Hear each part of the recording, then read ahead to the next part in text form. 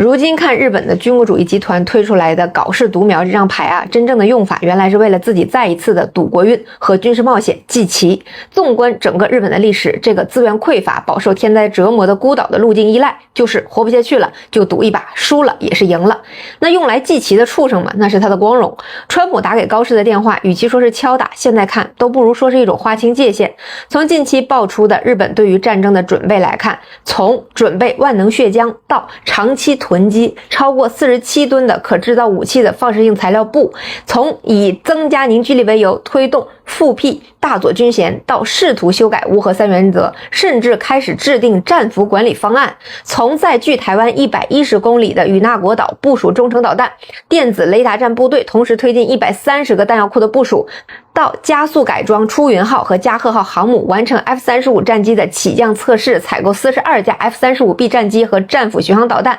频繁举行针对台海的大规模军事演练，无一不在表明高市早苗此前涉台的言论根本不是什么口无遮拦，就是在暴露日本军国主义者想要再次赌国运的那种蠢蠢欲动的心。从近期咱家逐步升级的表态和军事部署来看，日本想要重开战端的野心不仅有，还很大。今天解放军报直接强调的是，波茨坦公告明确规定日本完全解除武装，不再维持使其重新武装作战之功业。波茨坦公告以及和平宪法是日本战后获得国际社会接纳的前提，构成当代国际秩序的一部分，其有关规定是日本承担的国际法义务。换言之，日本所谓的正常化恰恰是特权化，或者说不要碧莲化。你之所以还是一个国家，还有一片贫瘠的破地方可以安身残喘，是因为我们善，是因为你当年表示愿意承担国际法义务，说白了就是赎罪，像其他没有犯下战争罪和反人类罪的国家和人民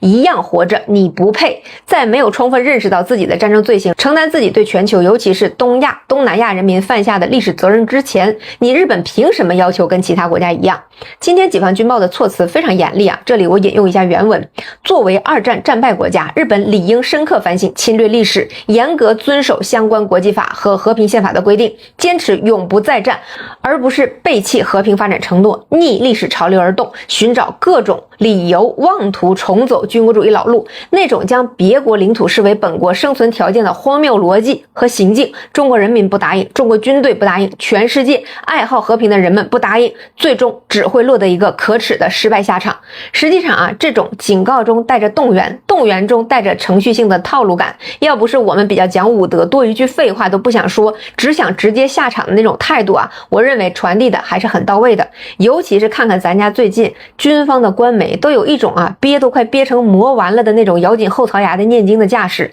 我认为日本这次即便想扔一个早苗出来抵债，都难以善后的局面下，军国主义者竟然在局面打不开就想打一打邻居这个主题上玩刻舟求剑，那真的是50年内我们能遇到的最好的靶子了。可以说啊，今天军报发文做这样的表态，也是综合判断了日本军国主义日益膨胀的各种准备之后的一个严肃的表态。值得注意的就是咱家在11月24号在刘公岛附近进行的演习。刘公岛也许大家会陌生一点，如果我说它就位于威海卫港内，大家可能就明白了。刘公岛曾经是北洋水师的大本营，是甲午海战的最终决战之所。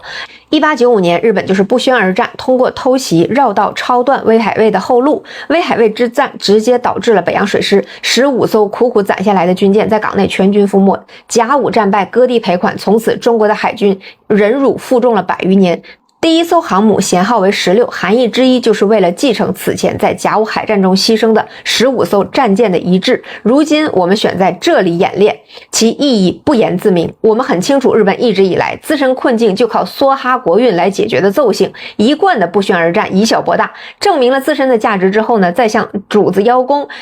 看我能咬对手一口，赶紧把狗粮给我续上，以战养战的买卖，它不就做起来了吗？我们选择在刘公岛演训，说的就是你这个算盘，我现在看得很清楚，胆敢来犯，我们就从甲午海战开始清算，桩桩件件，从同胞的血债到战争的赔款责任，从战败国该有的刮骨疗毒式的内部清算，到确保军国主义的余毒不再荼毒东亚人民的驻军，一样都不能少。可以说啊，根据目前日本方面不断爆出的狼子野心的筹备，谋划之久，筹备之全面，可以说今时今日的种种都不是一个偶然。高市早苗的上位绝不是一个偶然导致的，也不是美国的三言两语就能阻止的。实际上，日本在失去的这30年里，一有机会他就谢罪，寻求所谓的正常化。然而，因为美国在抗美援朝战争时需要日本作为跳板，且无法控制中国之后又需要它作为地缘蝎子的因素，并没有真正清算过日本军国主义。所以，日本谋求正常化的本质就是在逃脱历史罪责，在一边表现出自己也是战争受害者的姿态的同时，一刻不停地加速武装自己。美日印澳组成的那个 Quad 四方对话最早就是日本发起的，甚至早于奥巴马提出重返亚太，直到21年才被拜登从垃圾堆里捡出来召开了第一次峰会。再比如24年岸田文雄跑去美国签署的70多项旨在提升双方防务安全合作水平的协议，重点就是在军事防务上。岸田嘴上喊要与美国同在，其实本质就是找一切中美博弈的空隙机会，实现自身的武装升级。就是基于这样的背景和政策逻辑，在美方奉誓致电日本之后，日本才会依然梗着个脖子这样的姿态，毫无悔改或者止步的趋势。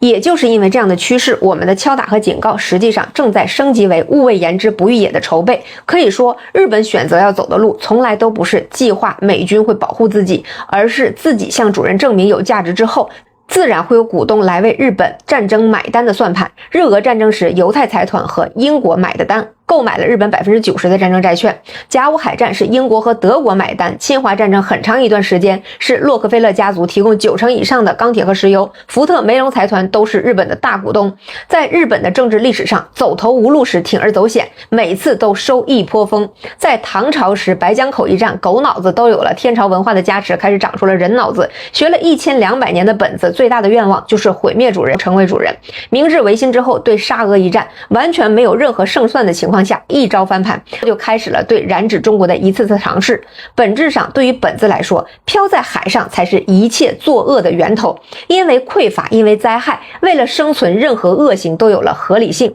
而只要上岸登陆入主大国，他们的噩梦才会真正的结束，他们的焦虑才可能终结。于是在当年几乎打穿了中国之后，美国不能任其做大，对其海外资产进行冻结，且实施了道义禁运时，正如石破茂所说，日本当时就知道跟美国的国力相差10倍之多，但是当时他认为没得选。日本对外战争其实一般是不计算得失的，只要他们认为自己在求生，一切的选择都是合理的，一切损失都被视作是别无他法的成本。对于日本来说，彼时彼刻恰如此时此刻，日本在全球产业链上的分工几乎被我们全面取代。本来就是个来料加工给主子提供剩余劳动力的经济体，现在加工能力和成本都被我们取代了。而日本的海外投资布局实际上也正因为全球地缘的变化，陷入缺乏保护的状态之中，前途不明的处境里。必克必拓就有 15% 的日本投资，现在铁矿石以人民币计价，你奈我何呢？日本在东盟也有大量的投资，也在被我们全面取代。在南美的投资，因为美国对后院的控制力减弱，实际上也面临着随时被国有化的风险。与此同时呢，日本在政治上又被美国严重的萃取，东西同时压缩日本的这个局面下，主动做出挑衅甚至计划赌一次的选择，非常符合日本的政治传统和文化基因。从历史唯物的角度来说，一国之文化，一族之个性是深受其所处的物质世界的影响的。比如我们的包容性本质上就是一种大国自信的文化表征，只要着我衣冠，用我语言，立场正确，尊重礼貌，实际上即使是现在在华的日本人，我们也很欢迎他们把真正的历史和真相传回国内，把文明和秩序放在心里。但是世界上大多数国家的人是做不到这样的理性的，而对于日本而言，从其先民时代就不得不面对地震、火山、台风等极端的自然灾害，实际上形成的就是一个极端焦虑不安的民族个性。那深受域外辩论者最近对日本作品的分析和启发，我也深以为日本在自然条件极端恶劣的情况下，在文明蒙昧阶段，自然就产生了一种对自然或者说天神又爱又怕又恨的情绪。我将之形容为对不可抗力的斯德哥尔摩效应。我不理解自然的山崩地裂的力量是为了教导我而惩罚我，还是因为恨我而毁灭我，就说明